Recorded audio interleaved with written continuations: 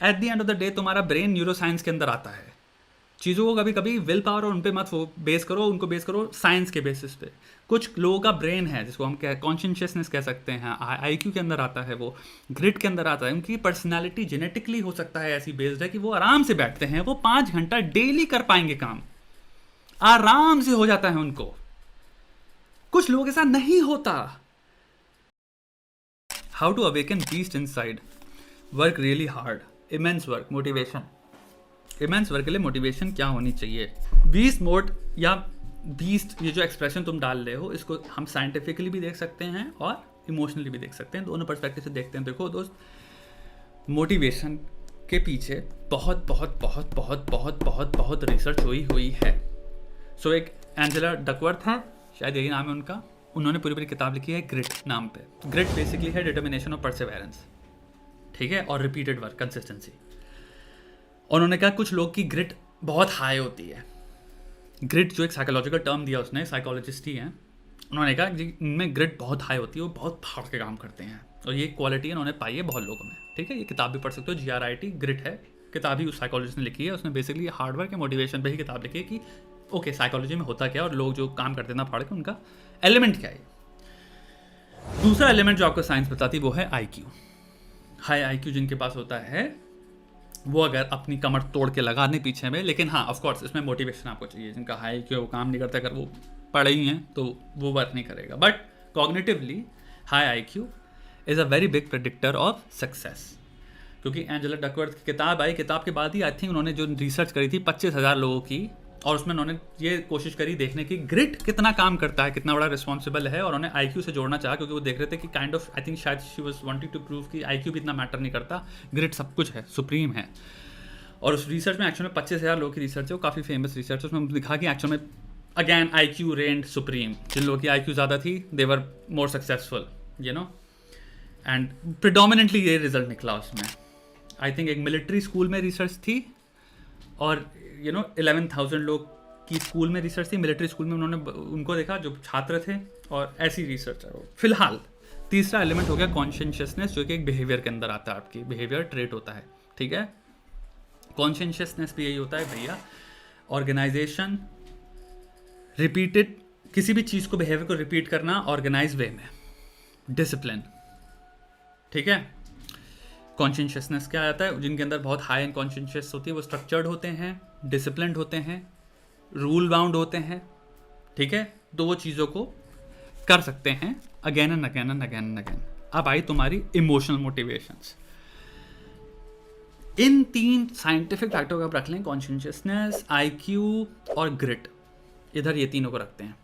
और फिर इधर रखते हैं इमोशनल फैक्टर्स, यानी कि यार मैंने मोटिवेशनल वीडियो देख लिया, आज काम कर लिया 8 घंटा, लेकिन कल नहीं होता, ठीक है। लड़की लात मार के चलेगी, अब मैं इतना सक्सेसफुल बनूंगा, इतना सक्सेसफुल बनूंगा जिसकी कोई हद नहीं है। कितने लोग हैं जिन्होंने अपने दिल से बताना, अपने आप से बोला है ये कि लड़की जब लात मार के गई या फिर लड़का था कि कुछ किसी के साथ आपके साथ कुछ हुआ, एंड आपने वादा किया अपने आप से कि मैं बहुत पढ़ूंगा, मैं ये एग्ज़ाम फोड़ कर रहूँगा, और 6 दिन बाद से लेकर 6 हफ्ते बाद तक आप कुछ नहीं कर रहे थे। You just sat there and actual में बिहेवियरली कोई भी चेंज नहीं आया, इमोशनली आपने बहुत बड़ी बड़ी बातें करा दी। आई डोंट नो कितने लोग हैं, वो कमेंट्स में लिख सकते हैं, राइट। बट आप में से आपको बहुत सारे लोग मिलेंगे, क्योंकि हम मूवीज से ये आइडिया लेते हैं कि इमोशनल जो भी रिजॉल्व हम बना रहे हैं वो परमानेंस में तब्दील हो सकता है डेली बिहेवियर के, यानी कि इमोशनल मोटिवेशन इतनी स्ट्रांग है कि वो खत्म होने का नाम ही नहीं ले रही। इमोशनल मोटिवेशन का प्रॉब्लम ये है कि इमोशंस हमेशा ऐसे रहते ही नहीं हैं। तो आपने अगर इमोशनल रिजॉल्व लिया, प्रॉब्लम ये है इमोशंस की, किसी दिन कभी यहाँ पे, कभी यहाँ पे, कभी यहाँ पे, कभी यहाँ पे, कभी यहाँ पे, कभी यहाँ पे, कभी यहाँ पे, कभी। तो वही जब स्टेबल नहीं है तो आप जिस चीज़ पे रिलाई कर रहे हो वही स्टेबल नहीं है। तो इसलिए बहुत सारे लोग हैं जो कि भाई ऐसे वादे तो कर देते हैं अपने आप से बड़े बड़े, और वो इस वादे को फाउंड कर देते हैं अपॉन द नोशन कि ये चोट, ये बेइज्जती, ये धिक्कारना या ये ईगो पे जो चीज़ मुझे मिली आज, ये मेरे को लाइफ टाइम तक सपोर्ट करने वाली है हार्ड वर्क में। तीसरा ये हो गया इमोशनल मोटिवेशन में, जो शायद तुम मुझसे अभी पूछ रहे हो कि इमेंस वर्क के पीछे मोटिवेशन क्या होनी चाहिए। And what I am trying to tell you is maybe it really, उसके पीछे भी एक्सेप्शंस चाहिए. ईगोइज्म में अगर आप बहुत हाई हो, रैंक करते हो, यानी कि आपका नार्सिसिज्म या ईगोइज्म इतना ज़्यादा है और आपको वो जो चोट लगी क्योंकि आपकी नार्सिसिज्म इतनी ज़्यादा हाई थी और आपकी पूरी ज़िंदगी मैं में शुरू होती है, मैं पे ख़त्म होती है और मैं को कैसे चोट लग गई, तो आप वो इमोशनल रेगुलेशन को छोड़ दो, आप सुप्रीम चीज़ बना देते हो उस चीज़ को, मिशन बना देते हो, एक बहुत ही अनहेल्थी मिशन बना देते हो अपनी ज़िंदगी का, किसी को डिस्ट्रॉय करने के लिए. मैं फिर हाँ इसने मेरे को चोट कैसे मारी, मेरा ईगो इतना बड़ा है. वहाँ पे हो सकता है इमोशनल चीज़ आपकी हेल्प कर जाए. ये खूबसूरत चीज़ नहीं है, ये तबाही की चीज़ है, डिस्ट्रक्टिव चीज़ है. बट मैं एक बात कर रहा हूँ क्योंकि हम सक्सेस की बात कर रहे हैं, मोटिवेशन की बात कर रहे हैं. तो तुम ये जो मुझसे पूछ रहे हो, तो मैं यहाँ पे क्वेश्चन ये है कि भाई how to awaken peace inside me. I really would like to ask you कि अगर अभी तक नहीं हो रहा, व्हाट हैव बीन तुम्हारी मोटिवेशंस क्या रही हैं, what have been your motivations until now. And secondly, तुमने कितना ऑप्शन, कोशिश दी है in day to day life काम करने को अपॉन डिसिप्लिन द्वारा रेगुलेटेड वर्क और मोटिवेशन द्वारा रेगुलेटेड वर्क. यहाँ पे बहुत सारे लोग हैं जो कि काम करते हैं और उनको एक्चुअल में मोटिवेशन की, किसी भी तरह की म्यूजिक सुनने की, किसी भी तरह का अपने आप को संगीत सुनाने की कोई ज़रूरत नहीं पड़ती. They don't have to motivate themselves at all. उनके लिए वो रूटीनली फिक्स्ड है कि 9 बजे से 3 बजे तक मैं बैठ के ये करूँगा. And they have it regulated एक हैबिट में, and they are doing it every day. To be very honest, जो नीट के टॉपर होते हैं, जो तुम्हारे IIT के टॉपर होंगे, या जितने लोग भी टॉपर हैं, वो इस कोहोर्ट में मिलेंगे आपको. मानो या ना मानो, वो बच्चे हैं जो कि बैठ के काम करना उन्होंने एक रेगुलेटेड हैबिट में बिल्ड कर लिया है. वो रूटीन है उनका. वो लिटरली किसी भी चीज़ पे रिलाय नहीं कर रहे अदर देन ये मैं करना ही करना है मुझे. And I think, I am sorry, जो मुझसे कह रहा है मोटिवेशन के लिए 20 जगाना, it sounds a little emotional to me. A and B are the 2 terms that you like to listen to, and तुम्हारा मन आ जाता है कि हाँ मैं काम करूंगा. एक सिंपल इसको ऑब्जेक्टिवली स्टडी करते हैं. A to B, कितने दिन तुम्हें लगता है पॉसिबल है कि वो तुम्हें सेम इंटेंसिटी में अराउज कर पाए, और दूसरा उसका सैचुरेशन पॉइंट क्या है. A और B हो सकता है आज वर्क करे, क्या मोटिवेशनल स्पीच थी भाई, आज काम किया. इंसान का दिमाग बहुत जल्दी फेमिलियराइज हो जाता है चीज़ों से और फिर बोर हो जाता है उससे. तुम एक नया फ़ोन दे दूं मैं, 15 दिन में तुम बोर हो जाओगे उससे. तो A and B के साथ भी तो ये अप्लाई करता है ना, बोर हो जाओगे तुम. फिर वो मोटिवेशन की जो फीलिंग थी स्टार्टिंग में जो मिल रही थी, डिक्लाइन पे आएगी, वो वर्क ही नहीं करेगा. लास्ट चीज़ इसलिए मैं तुमसे ये कहूँगा दोस्त, इंस्टेड ऑफ फाइंडिंग कि मुझे कोई ऐसी मोटिवेशन मिले, अनलेस तुम ईगोइज्म और नार्सिसिज्म में बहुत ज़्यादा रैंक हाई करते हो और तुम्हें फिर वो ढूंढने की जरूरत नहीं पड़ती. तुम चोट में इतना बड़ा मीनिंग देख लेते और मोटिवेशन देख लेते और एक बहुत ही डेडली डिस्ट्रक्टिव उसमें निकल जाते कि तुम मुझे करना ही करना है, वो करना है, वो करना है. That's a different thing. And I know personally काफ़ी लोग हैं जो कि तुम जिनको कहोगे बड़े हाइपर कम्पिटिटिव भैया, ये बहुत ही सक्सेसफुल भैया, मैं इनकी रियल लाइफ जानता हूँ, ये एक्चुअली में दे आर हर्ट पीपल, इन्हें चोट लग गई कहीं. एंड इनका ईगोइज्म इतना हाई था क्योंकि उसको कॉम्पनसेट करने के लिए तुम्हारे सामने तुम्हें नहीं दिखता, वीडियोस में उतने तमीज़ से बात कर रहे हैं, प्यार से बातें कर रहे हैं, लेकिन एक्चुअल में ये इनका ईगो इतना बड़ा है कि they just went into this fucking tunnel vision and they are like मुझे बस अचीव करना. इसलिए उनकी तुम देखोगे बाकी की पूरी ज़िंदगी के बारे में तुम्हें ना ही कोई नॉलेज मिलेगी, ना ही उनकी कोई और दूसरी ज़िंदगी है. They have no social regulation, they have no social life, they have nothing else, nothing going on in their other life. उनको देख के लगेगा कि इसकी लाइफ में एक्चुअली कुछ भी नहीं चल रहा. मैं कह रहा हूँ सेल्फ केयर में भी तुम्हें कभी कुछ नहीं दिखेगा. So think like that. या तो आप इगोइज्म में ऐसे साइको की तरह हुए हैं, तो आपने क्या किया, जो सिंपल बैलेंस है सेज फिलॉसफी के अंदर जो आएगा, अगर आप हिंदुइज्म पढ़ते हो, हिंदू फिलॉसफी पढ़ते हो, सब चीज़ों में आपको ये चीज़ें मिलेंगी. यामास जो होते हैं, यामास क्या हैं, 5 हैं, एक्सट्रीम है ही नहीं, 5 हैं, 5 चीज़ें फॉलो करनी पड़ेंगी, 5 बेसिक रूल. पतंजलि ने योग के जो लिखे 8 लिखे ना, एक नहीं लिखा ना, 8 क्यों लिख दिए. अब कोई भी चीज़ जो 8 है और 8 रूल्स हैं, अगर लेट्स जैसे योग के, अगर आपको योगी बनना है तो एक चीज़ समझो ना, इसका मतलब क्या हुआ, मुझे 8 चीज़ें करनी पड़ेंगी. तो ज़िंदगी एक्सट्रीम है ही नहीं, एक चीज़ है ही नहीं. ऐसे सोचो, मोटिवेशन अचीव करनी है, आई वुड मच रादर से कि try to be as technical as you can, not emotional. As technical as you can manage to be. So technical क्या होता है, मेरे को देखना है मेरा बिहेवियर क्या है। I have to study my own behaviour. First of all data कहाँ से आई है। हवा की बातें मत छो। तो बहुत सारे लोग हैं जो यूट्यूब पे बैठ के वीडियो बनाते रहते हैं कि best study method, best study, ये वो। किसी भी टॉपर, किसी भी इंसान के साथ बैठ जाओ, सबका अलग होने वाला है, बिकॉज सबका ह्यूमन कॉम्पोजिशन अलग है। I am not talking about Pomodoro, that's a different thing. I am talking about कोई अगर तुम्हें स्केड्यूल दे रहा है, इतने बजे उठो, इतने बजे सो, ना ना ना ना ना ना। People, humans are different. Chronotype होते हैं इंसानों में, नाइट आउल होता है, लार्क होता है, ठीक है। तो एक चीज, anything that fits all is a scam, it doesn't fucking work. तो मोटिवेशन में आपको सिंपल चीज ये देखनी है, आपको देखना है डेटा मेरे बारे में क्या है, how do I waste my time. एक सिंपल सी डायरी लो जिसका नाम रखो लेसन्स, ब्यूटिफुल नेम राइट। इतनी मोटी डायरी, उसका नाम लिखा बड़ा बड़ा लेसन्स है, पहला पन्ना। आज मैंने पिछले 30 दिन में क्या चीजें हैं जिनसे मैं चोरी करता हूं टाइम को,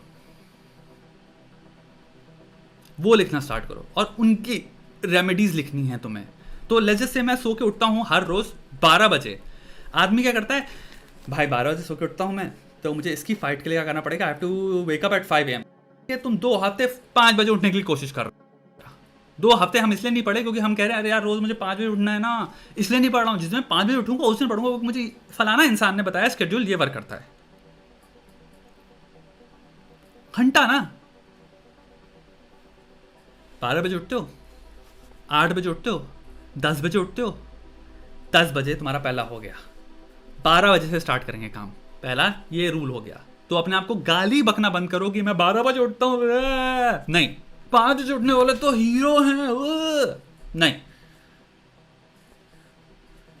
12 बजे उठता हूँ, पहला बिहेवियर डेटा पॉइंट मिला। ऐसे कम से कम 100 डेटा पॉइंट तुम्हें मिलेंगे जिस दिन तुम सेल्फ अध्ययन करना शुरू करते हो। 1 point, 2 point, 3 point, 4 point, 5 point, 6 point, टा टा टा टा टा टा टा टा। और फिर उन पॉइंट्स के हिसाब से तुम लिखते हो। मैं टाइम कहाँ वेस्ट करता हूँ, जैसे मेरा सेल्फ, तुम्हारा एक मैंने मेथड दे रखा है पोमोडोरो की तरह, जैसे वो है कि 1 घंटे पे, मैं कहता हूँ अलार्म क्लॉक मेथड लगाओ, कॉग्निटिव अवेयरनेस बढ़ती है। फैक्चुअली करेक्ट है, आपकी कॉग्निटिव अवेयरनेस बढ़ेगी क्योंकि आप हर घंटे अवेयर हो रहे हो। सो प्रोक्रास्टिनेशन की एक बहुत ही लॉन्ग राइड्स में आप फंस ही नहीं पाओगे ना, क्योंकि हर घंटे आप सडनली अवेयर हो गए अपनी प्रोक्रास्टिनेशन में। ड सिंपल मेथड, ऐसे काम करना है आपको। कुछ लोग होते हैं ऐसे सिंपल से, समझो everything at the end of the day तुम्हारा ब्रेन न्यूरो साइंस के अंदर आता है। चीज़ों को कभी कभी विल पावर और उन पे मत बेस करो, उनको बेस करो साइंस के बेसिस पे। कुछ लोगों का ब्रेन है जिसको हम कॉन्शियसनेस कह सकते हैं, IQ के अंदर आता है, वो ग्रिड के अंदर आता है। उनकी पर्सनालिटी जेनेटिकली हो सकता है ऐसी बेस्ड है कि वो आराम से बैठते हैं, वो 5 घंटा डेली कर पाएंगे काम, आराम से हो जाता है उनको। कुछ लोगों के साथ नहीं होता।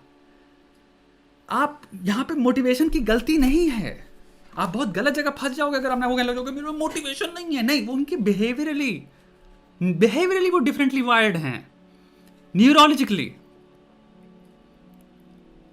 आप हो सकता है अलग तरह से वायर्ड हो।